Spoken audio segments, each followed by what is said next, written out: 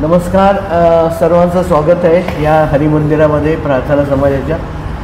आणि आपण हेरिटेज वॉकच्या माध्यमातून आपण सर्वजण इथे आलात आणि प्रार्थना समाजाविषयी आपली आस्था त्याच्यामधून दिसून येते. तर कार्यक्रमाला सुरुवात करूया. प्रथम प्रास्ताविक करतील प्राध्यापक गणेश राऊत. हेरिटेज वॉकच्या निमित्तानं आपण सगळे इथे जमलेलो आहोत. गेली 30 वर्ष मी एच व्ही देसाई कॉलेजमध्ये शिकवतो. तर 30 वर्षामध्ये जोग सरांना खूप वेळा त्रास दिलेला आहे. मुलांना इथे घेऊन आलेलो आहोत आम्ही. काही वेळा बंद असलं तर बाहेरून पाहिलेलं आहे. त्यामुळे प्रार्थना समाजाच्या वास्तूमध्ये येऊन एकदा तरी वर्षातून प्रार्थना झालीच पाहिजे. जसं वारीला जाणारे वारकरी नेमाने येत असतात, तसं हेरिटेज वॉक सुरू झाल्यापासून वर्षातून एकदा तरी प्रार्थना इथे झालीच पाहिजे. या निमित्तानं सगळेजण इथे एकत्र येऊन जमत असतात. तर तुम्हा सगळ्यांचं मनपूर्वक स्वागत इथे. प्रार्थना समाज आणि त्याबद्दलची सगळी माहिती देण्यासाठी जोग सर आणि त्यांच्या पत्नी दोघेही प्राध्यापक आहेत. त्यामुळे मी त्या विषयामध्ये काही जाणार नाही. एक छोटासा विषय जो आहे, जो उद्याशी संबंधित आहे, की उद्या गोपाळ गणेश आगरकरांची 129वी पुण्यतिथी आहे. तर देव न मानणारा देवमाणूस असं ज्या आगरकरांचं वर्णन केलं जातं, त्या आगरकरांचं नक्की योगदान काय आहे ते मी एक 10 ते 12 मिनिटांमध्ये सांगतो. आणि मग या शाळेच्या एक माजी विद्यार्थिनी आजच्या कार्यक्रमाला आवर्जून हजर राहिलेल्या आहेत. आता लोकांना सांगून विश्वाससुद्धा बसणार नाही की इथे एकेकाळी भांडारकरांच्या नावाने शाळा चालवली जायची. जे लोक मूळचे कसब्यातले आहेत, जे लहानपणी या सगळ्या परिसरामध्ये वावरलेले आहेत, चोर पोलीस खेळलेले आहेत, त्यांना ही जागा माहीत असणार आहे. त्यामुळे इथे शाळा होती आणि या शाळेमध्ये मुली पण होत्या. त्यामुळे काही इच्छुक लोकही या रस्त्याने जा-ये करायचे. तर असा तो सगळ्या शाळेचा परिसर आहे. त्या शाळेच्या आठवणी स्नेहल काळे मॅडम इथं आलेल्या आहेत. त्याच्याबद्दलच्या आपल्या आठवणी स्नेहल शेटे. प्राध्यापक असल्यामुळे विद्यार्थ्यांची आडनावं विसरत राहतात, तर विसरबोळे असतात प्राध्यापक.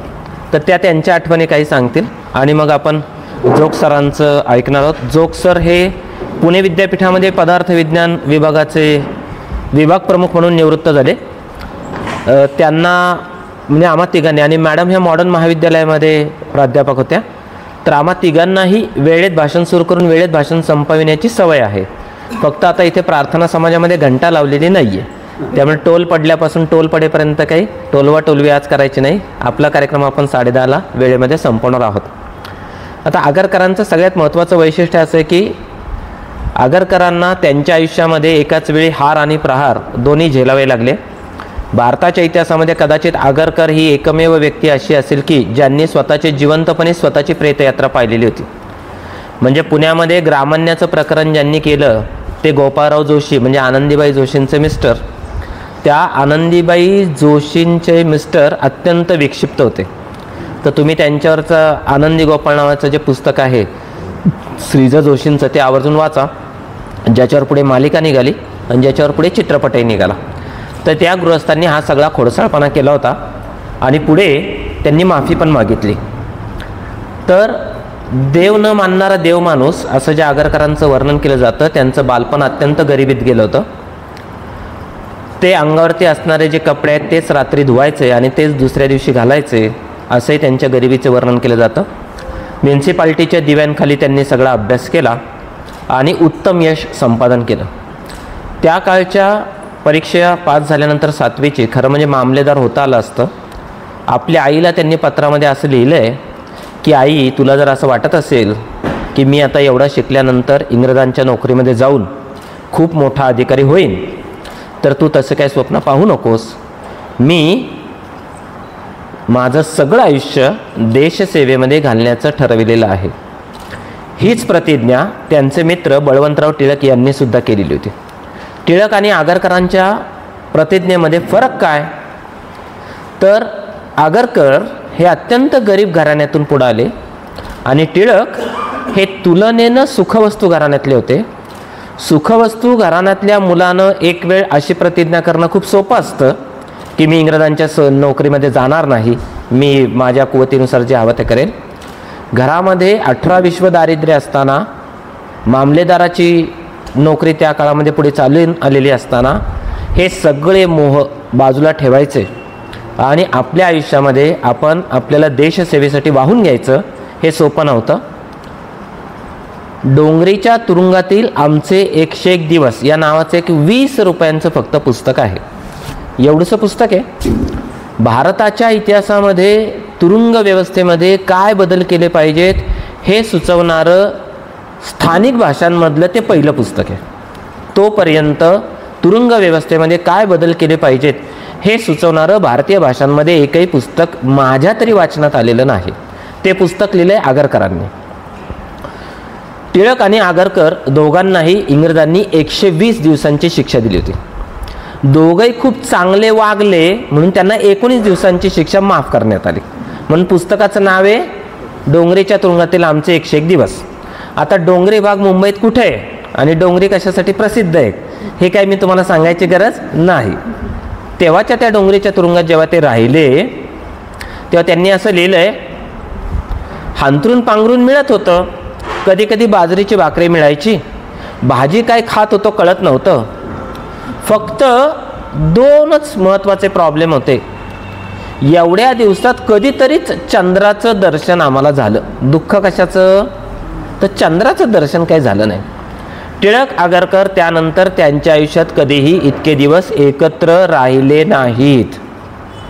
नियतीने जणू त्यांना त्यांच्या पुढच्या आयुष्याचं सगळं नियोजन करण्यासाठीच तुरुंगात ठेवलेलं असावं.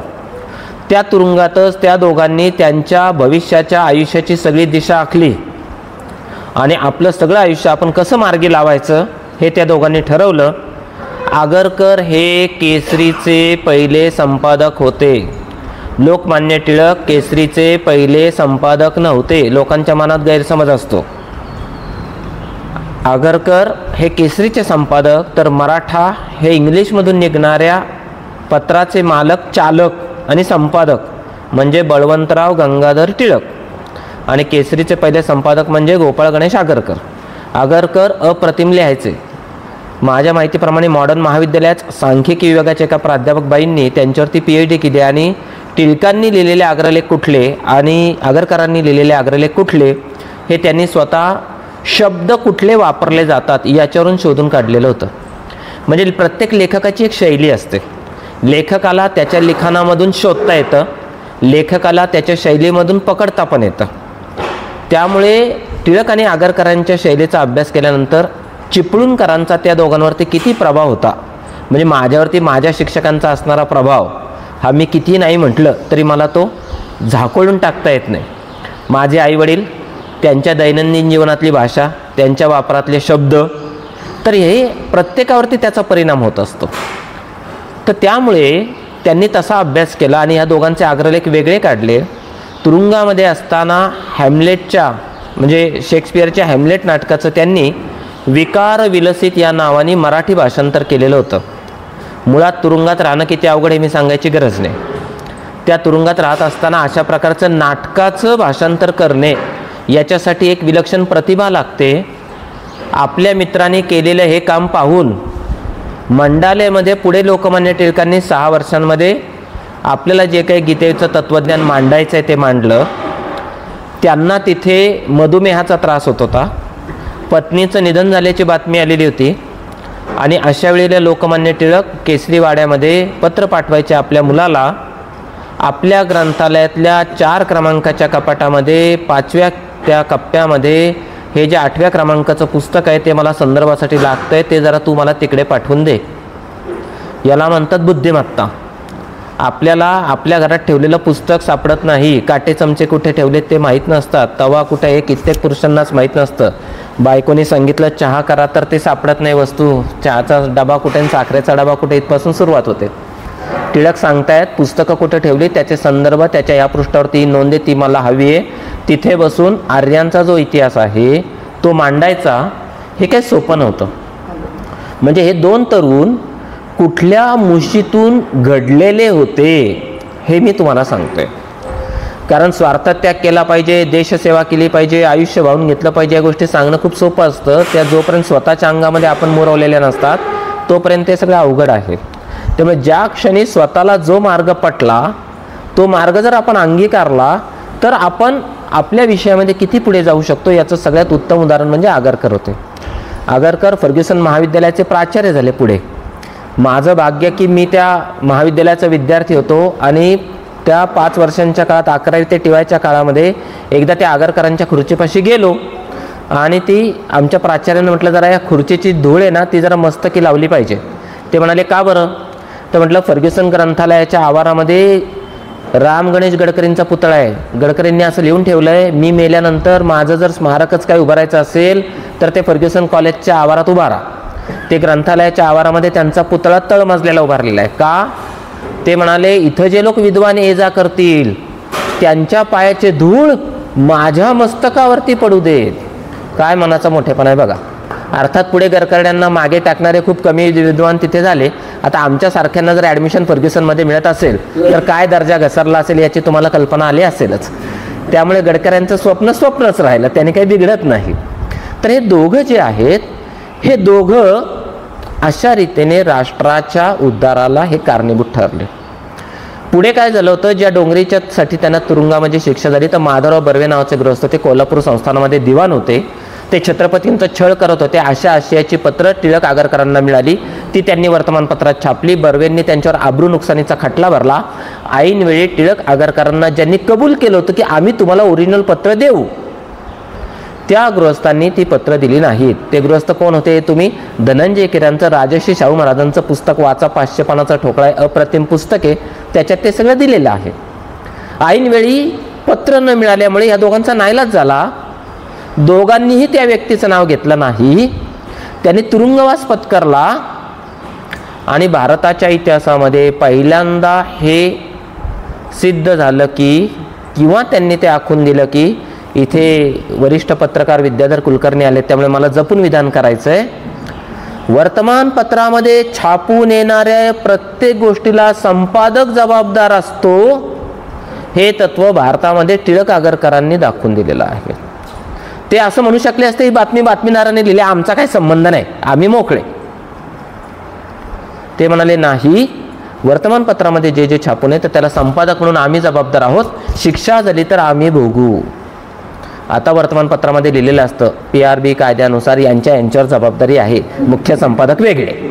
हां, म्हणजे मग काही भानगडच नको, मी गाडी चालवतच नव्हतो असंही लोक सांगायला मोकळे, म्हणजे आपल्यावर काही जबाबदारी नाही.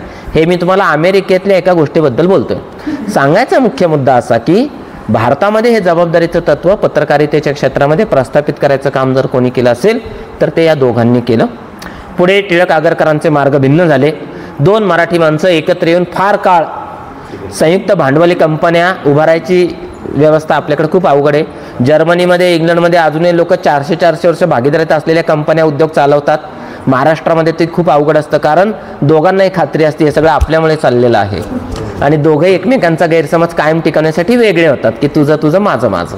आम्हीही कॉलेजमध्ये चहा पितो, तो आम्ही TTMM पद्धतीने पितो, तू बिल भर, माझं मी बिल भरतो. त्यामुळे मग एकोपा कायम राहतो. दोघांचे मार्ग वेगळे झाले. पुढे त्यांनी सुधारक पत्र काढलं, यांनी पुढे स्वतःचं पत्र चालू ठेवलं, केसरी आणि मराठा. आगरकरांच्या काळामध्ये नेटिव्ह भाषेमध्ये सर्वाधिक खपाचं पत्र भारतातलं हे केसरी होतं. मी नेटिव्ह भाषांमधलं म्हणतोय बरं का. त्या काळामध्ये वर्तमानपत्र विकत घेऊन वाचणं, कारण गावात एकच पेपर यायचा, तो सामूहिक पद्धतीनं वाचला जायचा. एक जण मोठ्याने वाचायचं, उरलेले सगळे ऐकायचे. दर मंगळवारचा केसरी वाचणं ही संपूर्ण गावाच्या दृष्टीनं सार्वजनिक जबाबदारी असायची. लोक वाट बघायचे वेड्यासारखे, कधी एकदा तो अंक येतोय. जोशी अभ्यंकर हत्याकांड पुण्यामध्ये जेव्हा घडलं तेव्हा मला आठवतंय लहानपणी तो भोंगा नावाचं पत्र यायचं. भोंगा भोंगा भोंगा म्हणेपर्यंत सगळे अंक संपलेले सुद्धा असायचे. आणि आम्हाला वाड्यामध्ये संध्याकाळी 5 नंतर वाड्याचे दरवाजे बंद झालेले असते. सगळ्यात महत्त्वाची गोष्ट लागली तरी उद्या सकाळपर्यंत वाट बघावी लागायची, कारण कोणालाही वाड्याच्या बाहेर जायची परवानगी नव्हती. वर्तमानपत्र काय महत्त्वाचं असतं हे तेव्हा कळलेलं होतं. तर ते मार्ग वेगळे झाले. आगरकरांनी त्यांना जे जे काय सांगायचं ते लिखाणाच्या माध्यमातून सांगितलं. उत्तमातले उत्तम आग्रलेख लिहिले. आणि कुटुंब नियोजनाचा अधिकार स्त्रियांना असला पाहिजे, घटस्फोटाचा अधिकार स्त्रियांना असला पाहिजे, मुलींना शिक्षणाचा अधिकार असला पाहिजे, हे सगळं त्या काळी त्यांनी लिखाणात लिहिलेलं आहे.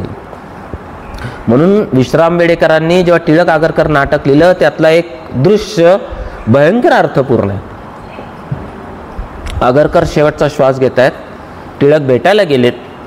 आगरकरांनी अखेरचा श्वास घेतला आणि बाहेर ती पंथी आता 20 ते आणि एक मुलगी रडताना दाखवली. टिळक तिला म्हणतात, बाळ तू रडू नकोस, कारण या देशामध्ये तुझ्या हिताचा विचार करणारे आगरकर जन्माला येऊन गेलेत. आता तुझा भविष्यकाळ उज्ज्वल आहे. टिळकांनी हुजूरपागा शाळा सुरू करताना मुलींच्या शिक्षणाला विरोध केला, घरी स्वतःच्या मुलीला शिकवलं. सार्वजनिक जीवनामध्ये वावरत असताना राष्ट्रनेत्याला नेहमी अनुयायांच्या पुढे फक्त 10 पावलं उभं राहावं लागतं, म्हणून त्यांनी कधीही लोकांच्या विरोधात जाऊन खूप धाडसी भूमिका घेतल्या नाहीत. नाहीतर आता काय होतं, नेता 100 पावलं पुढे, अनुयायी 200 पावलं माग आहेत. टिळकांना कधी त्याचं ते भान कधीही विसरले नाहीत. टिळकांना ज्या सुधारणा घडवून आणायच्या होत्या त्या हळूहळू करत राहिले. आगरकर प्रखर विचार मांडत राहिले. आपल्या मागे कोणी असो अथवा नसो याचा त्यांनी कधीही विचार केला नाही. त्यांनी आपल्याला जे सांगायचं इष्ट असेल ते बोलणार आणि जे शक्य असेल ते साध्य असेल ते करणार, अशी भूमिका त्यांनी घेतली. म्हणून ते देव न मानणारे देव माणूस आगरकर यांचा उद्या स्मृतिदिन असतो. या हेरिटेज वॉकच्या निमित्तानं त्यांना ही आदरांजली वाहण्याची संधी तुमच्या सगळ्यांमुळे मला मिळाली, याबद्दल धन्यवाद. आता 5-10 मिनिटांमध्ये शेटे मॅडम बोलतील आणि बरोबर 10 वाजल्यापासून जोग सर आपल्याशी संवाद साधतील. मी मॅडमना अशी विनंती करतो की त्यांनी, त्या शाळेच्या विद्यार्थिनी आहेत माझी, फक्त मी आता त्यांचं वय काय सांगणार नाही.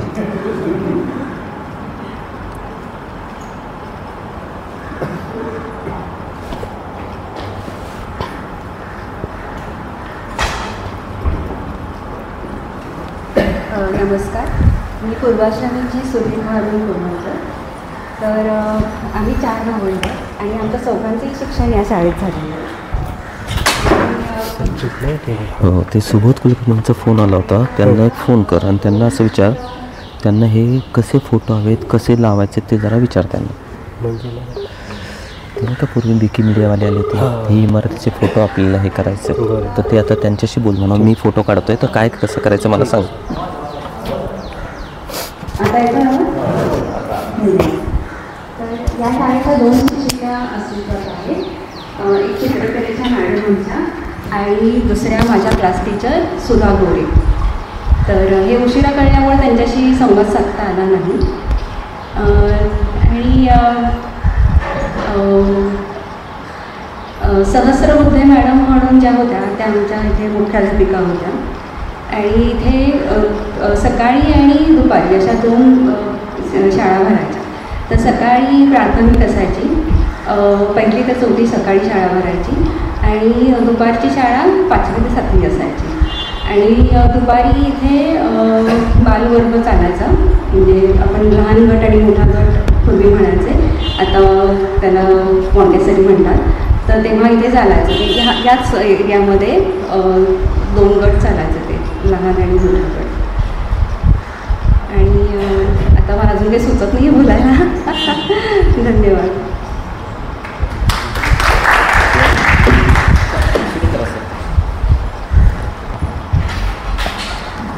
लागलेली असते की समोर लाल दिवा आहे, उजवीकडे वळू नका असा सिग्नल आहे, आणि तरी सुद्धा उजवीकडे वळण्यासाठी लोक टपलेले असतात, कारण तो शॉर्टकट असतो.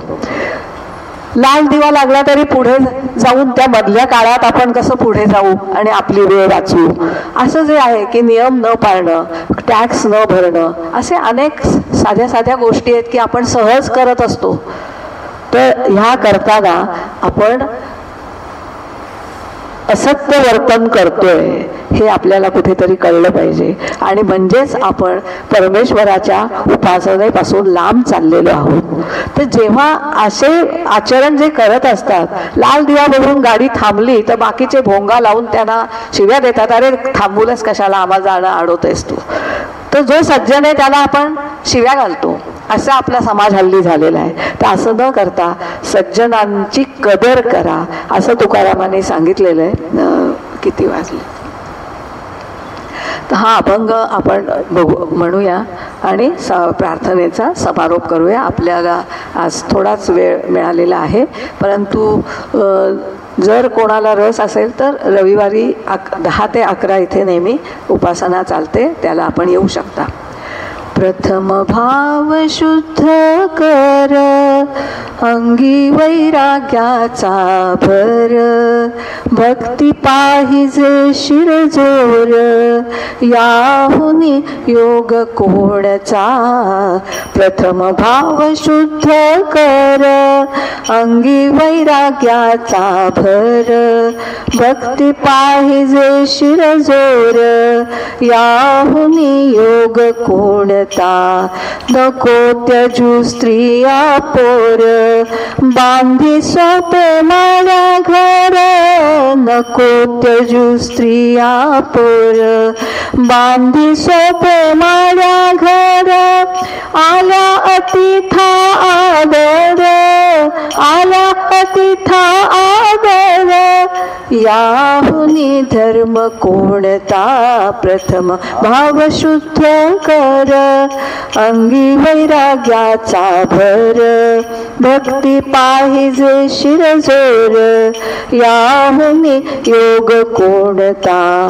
करी नामाचा गजर, जाणे संतांची कदर, करी नामाचा गजर, जाणे संतांची कदर, तुका म्हणे तोची नर, तुका म्हणे तोची नर, ब्रह्मज्ञानी पुरता. प्रथम भाव शुद्ध कर, अंगी वैराग्याचा भर, भक्ती पाहिजे शिरजोर, याहुनी योग कोणता. प्रथम भाव शुद्ध कर. हे परमेश्वरा, पुणे प्रार्थना समाजाची ही ऐतिहासिक वास्तू पाहण्यासाठी, जाणून घेण्यासाठी मंडळी इथे आलेली आहेत. त्यांना तुझं निराकार सगुण स्वरूप ओळखण्याचीही प्रेरणा दे. या सर्व मंडळींच्या सद्भावना पुणे प्रार्थना समाजाच्या पाठीशी राहून प्रार्थना समाजाने स्वीकारलेली तत्व मोठ्या मानव समूहापर्यंत पोहोचावीत, यासाठी सर्वांना तू प्रेरणा दे. या शहरात, या राज्यात, या देशात, या मानवी जगात सौहार्द नांदेल असं तू कर, हीच तुझ्या चरणी प्रार्थना. सर्वेपि सुखिनः सन्तु, सर्वे सन्तु निरामयाः, सर्वे भद्राणि पश्यन्तु, न कश्चित् दुःखभाग् भवेत्. भवतु सर्वमङ्गलं, भवतु सर्वमङ्गलम्, अन्यथा शरणं नास्ति, त्वमेव शरणं मम. तस्मात् कारुण्यभावेन रक्ष मां परमेश्वर. ओम ब्रह्मकृपा हि केवलम्. ओम शांति शांति शांति. हरि ओम.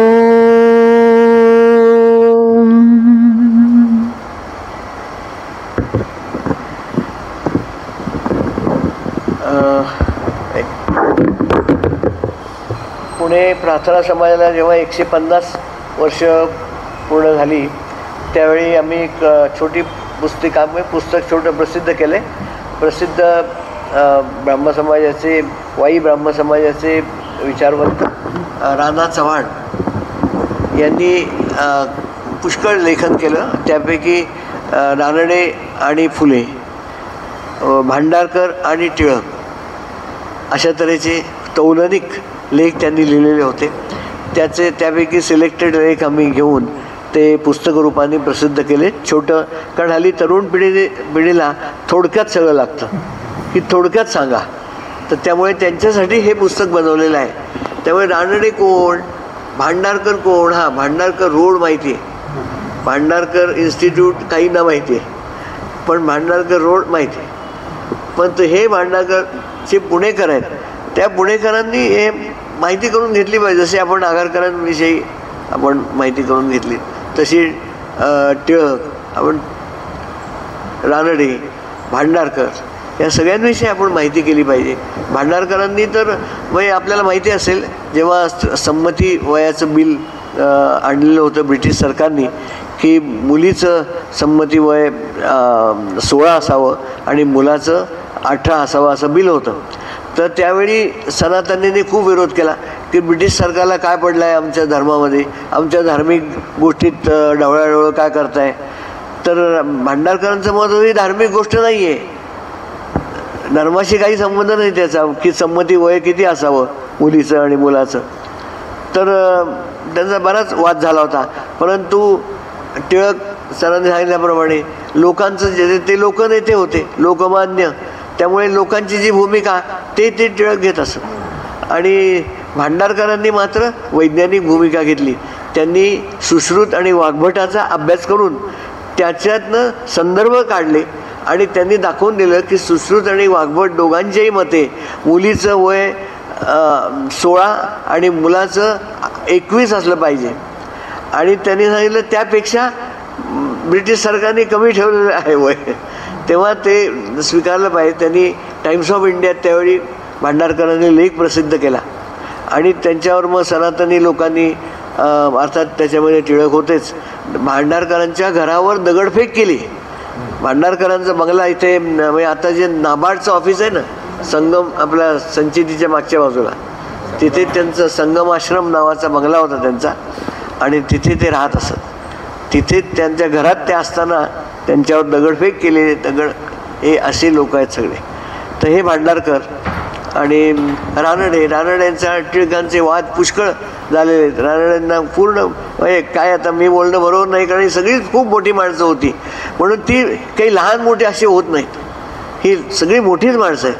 फुले फुले रानडेंची मैत्री होती, परंतु काही गोष्टी मतभेद होते. परंतु याचा अर्थ ते एकदम युजलेस झाले कोणी असं काही होत नाही. ही खूप मोठी माणसं होती पण ती माणसं होती, त्यांचे देव बनवायला लागले की प्रॉब्लेम येतो. तर ही सगळी माणसं होती. आणि एकदा आपले विजय देव SP कॉलेजमधले प्राध्यापक, त्यांचं व्याख्यान झालं होतं रानडेंवर आणि त्यांनी असा उल्लेख केला होता, छान मला आवडला तो, की ही सगळी मोठी माणसं होती, त्यांनी एकमेकांवर टीका केली म्हणजे आकाशातले तारे असावेत आणि त्यांच्यामध्ये काही अशा ठिणग्या उडाव्या, तशा तऱ्हेच आहेत. आपण ते नुसतं पाहायचं असतं, आपण त्याच्यावर आणखीन आपले कॉमेंट करून त्यांना आजच्या काळात खेचायचं नसतं. तर अशी ही सगळी मंडळी होती. आणि त्यामुळे टिळक रानडे मतभेद भरपूर होते. वैचारिक मतभेद मुळात नव्हते, कारण जेव्हा त्यांच्या मुलीवर वेळ आली टिळकांच्या, त्यांनी त्या मुलीला आपल्या सांगितलं, हे बघ तुझं अजून लग्नाचं वय झालं नाही, तू अजून शिक आणि मगच तुझं लग्न मी करणार आहे.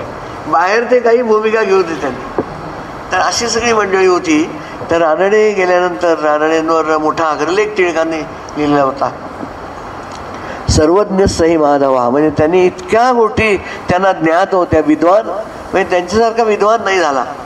तर इकॉनॉमिक्स असू दे, मराठी भाषा असू दे, साहित्य, इतिहास लिखाण असू दे, राईज ऑफ मराठा पॉवर हे मोठं त्यांनी ग्रंथ त्यावेळी इतिहासाचं संशोधनच आहे ते.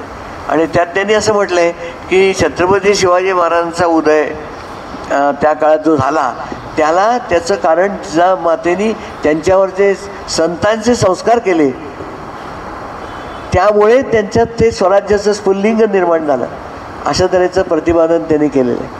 तर रानडे इकॉनॉमिक्स पहिले फर्स्ट इंडियन इकॉनॉमिक्स असं रानडेंना संबोधन केलं. फॅमिन कमिटीवर रानडेंची अपॉइंटमेंट होती. तर रानडेंवर अशी टीका होत असे त्यावेळी की ते सरकारी अधिकारी होते, न्यायमूर्ती होते, परंतु ते असूनसुद्धा त्यांनी कशीच भारतीय जनतेची सेवा केली हे त्यांनी जे कार्य करून ठेवलं आहे. पुण्यामध्ये त्यांनी 9 संस्था स्थापन केल्या आणि त्यापैकी बऱ्याचशा जिवंत आहेत अजूनही, त्यापैकी प्रार्थना समाज एक आहे. आणि म्हणून त्या 6 संस्था एकत्र येऊन न्यायमूर्ती रानडेंच्या नावाने जो पुरस्कार गेले काही वर्ष दिला जातो आहे तो वसंत व्याख्यानमाला, ही जी सुद्धा रानडेंनी सुरू केलेली व्याख्यानमाला, तर त्याच्यात त्या व्याख्यानमालेत एक दिवस ठेवून त्या दिवशी तो पुरस्कार दिला जातो. आपल्याला माहीत असेल रानडे पुरस्कार. तर ते पुस्तक जे आहे आपण प्रसिद्ध केलेलं ते विशेषतः तरुण मंडळींनी अगदी जरूर घ्यावं ते पुस्तक. फक्त 100 रुपये त्याची किंमत, 125 रुपये आहे. पण आपल्याला त्याच्यात रानडे म्हणजे काय आणि भांडारकर म्हणजे काय हे एवढं तरी आपल्याला हे कळेल आपणही वाचा, आणखीन लोकांना वाचायला द्या. छोटं पुस्तक आहे आणि तौलनिक आहे, म्हणजे टिळक रानडे, फुले रानडे अशा तऱ्हेचं. तर आपण हे अवश्य घ्या. इथे पुस्तक आहे उपलब्ध आहे. केवळ 100 रुपयाला 125 रुपयाचं हे पुस्तक प्रार्थना समाजाने प्रसिद्ध केलेलं आहे. तर आणखी बोलण्यासारख्या खूप गोष्टी आहेत या सगळ्या लोकांच्या. विठ्ठल रामजी शिंदे यांनी मिशनरी होऊन प्रार्थना समाजाचं तर कार्य केलं, परंतु पुढे माहिती आहे डिप्रेस क्लास सोसायटी त्यांनी मिशन स्थापन केली आणि अंत्यजोद्धार म्हणजे शेड्यूल कास्ट ट्राईब यांच्याकरता त्यांनी पुष्कळ काम केलं. शिक्षणाचं अहिल्याश्रम मग स्थापन केला आणि महात्मा फुलेंच्या नंतर त्या कामाला जी गती कमी झाली होती ते काम महर्षी शिंदेंनी उचलून धरलं. आणि मग जेव्हा आंबेडकरांचा उदय झाला तेव्हा आंबेडकरांच्या हाती सगळं सोपवलं की तुम्ही प्रॉपर आहात, तुम्ही योग्य व्यक्ती आहात आणि तुम्ही आता सगळं सांभाळा. तर अशा तऱ्हेची माणसं सापडत नाहीत. आपापली संस्थानं उभी करणारी लोक सापडतात, परंतु विठ्ठल रामजी शिंदेंसारखा महर्षी त्यांना खऱ्या अर्थाने महर्षी म्हणावं लागेल आणि तसं त्यांना म्हटलं लोकांनी. तर अशा महर्षींचं कार्य हे महान आहे. आणि आता वाईची एक गोष्ट, वाई ब्राह्मण समाजाची स्थापना त्यांनी केली आणि तिथे लोक यायची प्रार्थनेला उपास. त्यामुळे नाही तुम्ही तुमच्या पत्नीला घेऊन आलं पाहिजे. आता त्यांना पण याची गरज आहे, त्यांना पण ते ज्ञान मिळालं पाहिजे, खुलेपणा आपल्या समाजात आला पाहिजे. तर ती काही लोक तयार होईनात. 100 वर्षापूर्वीच्या लक्षात घ्या आपण. आणि मग त्यांनी शेवटी धमकी दिली त्यांना की तुम्ही जर तुमच्या पत्नीला घेऊन आला, बहिणीला घेऊन आला नाहीत तर मी स्वतः इथे लुगडं घेऊन बसेन, नेसून बसेन, म्हणजे तरी तुम्हाला लाज वाटायची नाही. तर शेवटी मग त्यांनी आणलं त्यांचे. असं कार्य करणारे कर्मयोगी महर्षी विठ्ठल रामजी शिंदे हे आमच्या प्रार्थना समाजाचे.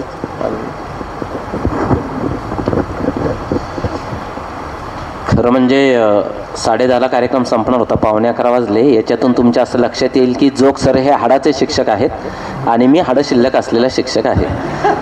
तर महत्त्वाचा भाग म्हणजे पुढच्या शनिवारी 22 तारीख आहे, 22 जून. भारताच्या इतिहासामध्ये कमिशनर दर्जावरच्या अधिकाऱ्याला पहिल्यांदा पुण्यात मारलं गेलं, ते 22 जूनला. तर मी आपल्या यांच्याशी बोलतो आहे की तिथलं जे सभागृह आहे म्हणजे जयकरांच्या तिथल्या सभागृहामध्ये 390 लोकांच्या बसायची व्यवस्था आहे. तर मग मी नचिकेत पटवर्धनांना जाऊन भेटलो, ज्यांनी 22 जून 1897 हा सिनेमा काढला. तर ते मला असं म्हणाले की आपण असं करूयात, 22 जून 1897 हा सिनेमा सर्वांना दाखवूयात आणि मग त्याच्यावरती चर्चा करूयात, म्हणजे मग 22 जूनचं जे हेरिटेज आहे तो कार्यक्रम आपल्याला तसा करता येईल. मी म्हटलं ते सगळं ठीक आहे, मला अगोदर जरा श्रोत्यांना विचारते की 22 जूनला तिथं लोक सिनेमा बघायला येतील का नाही. तर ते जरा हे करणार आहे. आता 2च हात वर आले, म्हणजे बहुतेक हां सगळ्यात, मग काय हरकत नाही, धन्यवाद. तर मी आता फक्त भारत सरकारशी बोलतो कारण त्यांची फी भरावी लागते. 390 लोकांचं बसण्याचं जे सभागृह आहे, AC सभागृह, त्याची एक फी भरावी लागेल. मी जरा त्यांच्याशी बोलतो आणि मग तुम्हाला कळवतो. आपल्याला महाराणा प्रताप उद्यानाची परवानगी महानगरपालिकेने वेळेत दिली नाही, त्यामुळे राणा प्रतापांची जयंतीचा जो कार्यक्रम आहे तो आपल्याला वेळेत घेता आला नाही. तर पुढच्या वेळेला आपण ते करूयात. पुढच्या महिन्यामध्ये परत जळगावला राणा प्रताप आणि राजस्थानवरती PhD केलेले जे सर आहेत ते पुढच्या महिन्यामध्ये पुण्यात परत येणार आहेत. तेव्हा जर योग जुळून आला तर आपण तो कार्यक्रम करूयात. तुम्ही सगळे इथं आलात तर लोकमान्य टिळकांना भेटायला महात्मा गांधी आले होते पुण्यामध्ये, तेव्हा महात्मा गांधीजींच्या सभेला अध्यक्ष मिळत नव्हता. तर गांधीजींनी त्यांना विचारलं तुम्ही या की अध्यक्ष. ते म्हणाले मी नाही, माझ्यापेक्षा खूप चांगला मनुष्य एक अध्यक्ष आहे, तुम्ही त्यांच्याकडे जा, ते तुम्हाला लगेच हो म्हणतील. आणि गांधीजी भांडारकरांना जाऊन भेटले आणि भांडारकर हे गांधीजींच्या पुण्यातल्या पहिल्या सार्वजनिक भाषणाचे अध्यक्ष झाले. तो वारसा जो आहे तो आज इथे चालू आहे. त्यामुळे मी वक्ता होतो आणि जोग सर अध्यक्ष होते. तर हा योगायोग सोडून द्या. आज इथे आपल्याला यायची संधी दिली आणि पुण्याच्या मध्यवर्ती ठिकाणी एवढी अप्रतिम वास्तू आहे याची अनेकांना कल्पनाही नसते. लोक आजूबाजूच्या रस्त्यांवरून जात असतात. इथून इलेक्ट्रॉनिक्सचं मार्केट भरभरून वाहत आहे. चीनी वस्तूंनी हा सगळा बाजार व्यापलेला आहे. अशा काळामध्ये मनाला शांती देणारी ही जागा आहे. चायनीज मोबाईलनी बाजारपेठ भरलेली असताना अंतरात्म्याकडे हाक देणारा प्रार्थना समाज इथं आहे. ही या भारतीय समाजाची आशावादी खूण आहे. धन्यवाद.